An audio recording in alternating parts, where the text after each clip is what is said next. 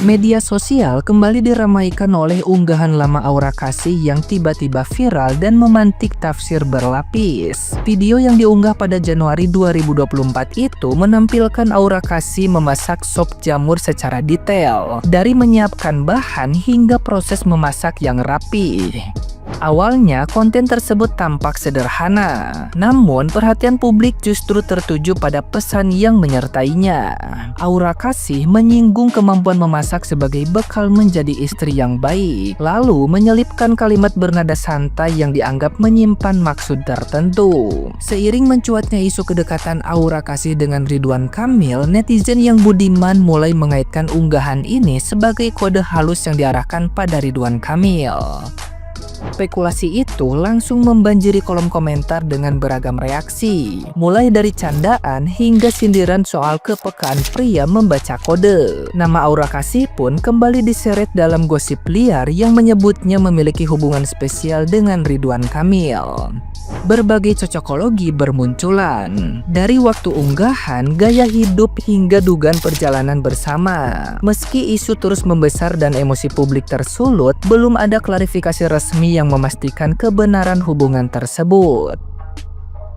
Nah, gimana nih menurut netizen yang terhormat? Silahkan berkomentar ya. Aura Kasih nih, wanita idam-idaman nih. Wanita idaman di era 2000-an ya, 2010, 2005. Cowok di era tahun 2000-an itu mengidam-idamkan punya pasangan yang kayak Aura Kasih. Selain cantik, pinter ya kan, baheno, seksi, gede semuanya. Apa sih yang gede, kata lah ya. Ini muncul lagi ya kan, udah lama tenggelam. Nggak tahu lah ya, ini kan masih berita, nanti kalau aku bilang ya nggak tahu lah ya. Antara Aka dan Ersa, ya nggak?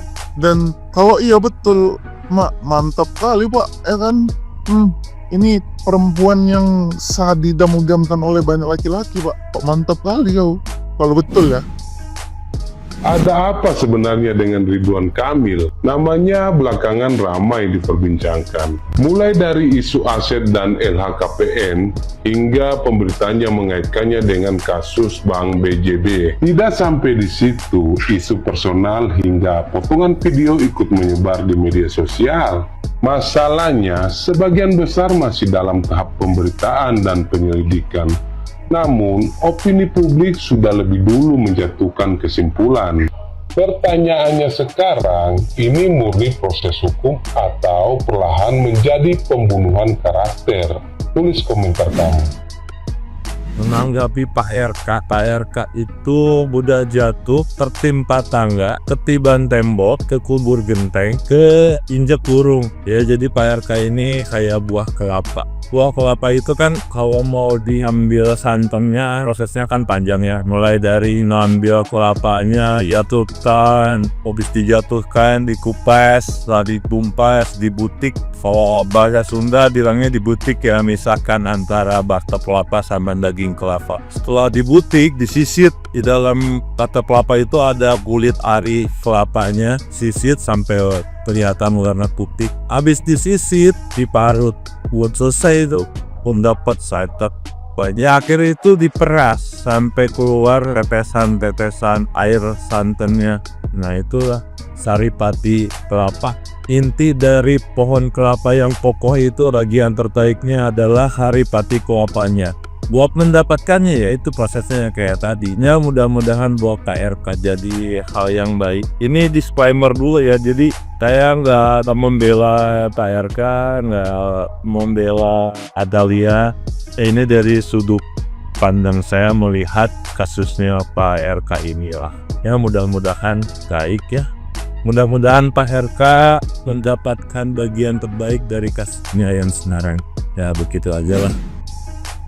Ridwan Kamil hidupnya berantakan dan hancur gara-gara dia keliru berdoa. Nah, ini doanya Ridwan Kamil ya. Bisa dicek di akun Instagramnya dia, di bagian highlight. Ini doanya dia tuh. Tuhanku, aku tidak minta diringankan bebanku, tapi minta tolong dikuatkan punggung dan bahuku. Aneh dan sok kreatif. Gara-gara doa ini, dia dapat beban yang berat karena gak minta diringankan. Aneh Terus kan ini juga yang keliru, gak semua masalah itu bisa diselesaikan dengan punggung dan bahu yang kuat. Aneh. Sebenarnya berdoa yang benar itu tuh udah dicontohkan dengan baik oleh Ayu Ting Ting. Itu doa yang sangat luar biasa. Simple tapi paten. Ya Allah lindungi, Bill Gates, Ya Allah sehatkan, Bill Gates, Ya Allah jaga, Bill Gates, Ya Allah sayangi. Bill Gates. Bill Gates sekarang jadi kaya raya gara-gara doanya Ayu Ting Ting, guys. Aneh. Jadi hati-hatilah dalam berdoa. Apa yang kita minta itu pasti bakal diwujudkan. Cari wording yang tepat, cari kata-kata yang tepat. Nggak perlu sok-sok kuat dan terlalu kreatif dalam berdoa.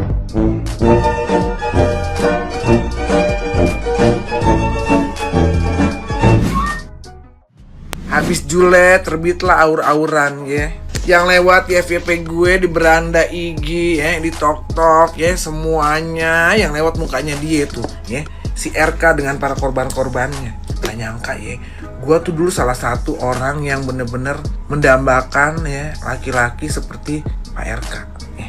Sampai gue ngomong sama laki gue ya, yang jadi istrinya Pak RK tuh kayak kata gue dulu ya, kayaknya bahagia banget gitu, bucin kan sama perempuan gitu ya kan, kayak tampilannya kayak gimana, gue follow deh tuh ya, sampai kayaknya gue mau sempet memuji-muji gitu ya, bukan muji tampangnya tapi muji ke keiniannya dia, kebucinannya dia sama istrinya dulu.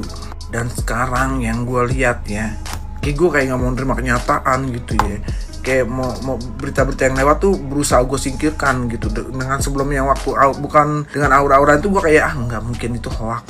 Tapi sekarang ya, dengan Bu Cinta udah mengajukan perceraian ya, gue yakin akhirnya gue unfollow jamaah ya. Dan sekarang ya udah gue nggak mau lagi deh dengar berita-berita begitu. Tapi liwat mulu mama, ternyata kalau kita tuh kayak berkomentar, kita nge-like suatu hal yang di berita yang seperti itu, dia akan keluar tuh terus-terusan. Kalau kita nge-like postingan yang lucu, sama juga keluar yang bagus-bagus kayak begitu. Ternyata mama ya. Ambil napas dulu mama ya. Terus gue sempat baca lagi gitu ya IG story-nya Buna ya. Di situ dia bilang kan yang kasus Inara sama mantan istrinya, yang kata si Inara sempat dikawinin ya kalau nggak salah ya, yang disebut jadi pelakor. Akhirnya kan diselangkan sama si lakinya itu. Dua-duanya tuh perempuan dilaporin ya. Udahlah si perempuan tuh jadi korban, sekarang dia ngerasa dia yang jadi korban, dia laporin terus dua-duanya perempuan. Benar kata Buna ya. Mendingan yang perempuan-perempuan itu bersatu ya. Baikkan aja, kalian kan jadi korban tuh. Udah lagi serang balik tuh si laki-laki itu tuh ya. Merasa jadi korban, udah di podcast diundang sama Dr. Richard Lee. Belaga-belaga nangis ya, nangis drama Bombay. Itu laki-laki modelan kayak begitu tuh ya, lempar ke laut makan ikan hiu. Ya nggak? Dan sekarang mudah-mudahan 2026 nggak ada berita-berita kayak begitu lagi perselingkuhan ya, kayak banyak banget. 2025 ini paling bener serem, bener beritanya paling serem ya. The next 2026 kita doain semoga dunia medsos baik-baik aja, banyak tampilan-tampilan yang menginspirasi banyak orang, banyak hal-hal positif yang keluar, banyak berita baik dan bahagia, amin ya. Kita selalu minta yang baik-baik aja, karena akhirnya laki-laki ya udah kayak begitu pasti gongnya pecahnya bakalan jadi gelandangan nih, jadi kismin, abis semuanya ya. Karena kita metong cuma ninggalin nama nama baik sama nama jelek gitu kan. Kalau orang meninggal, si itu kan meninggal kemarin, oh dia yang baik, yang kuat amalannya, yang kuat sedekah gitu ya. Kalau yang nggak baik kan, itu kan metong. Oh yang doyan selingkuh itu, yang kemarin kasut, kan nggak enak dengernya ya kan. Pokoknya ya banyak-banyak berbuat baik. Jadi kita nggak usah pusingin nih. Ada laki yang kayak begitu ya, langsung dari nih membalikan telapak tangan langsung blok gitu ya, langsung dia habis segala-galanya hilang ya. Yang untuk yang perempuan juga nggak dapat apa-apa, dapat bala di jalur yang benar aja kayak gitu. Karena kalau kita benar nggak usah takut, semesta yang akan menjawab. Oke, sarapan dulu Lur dengan martabak buatan suami. Bye ibu-ibu.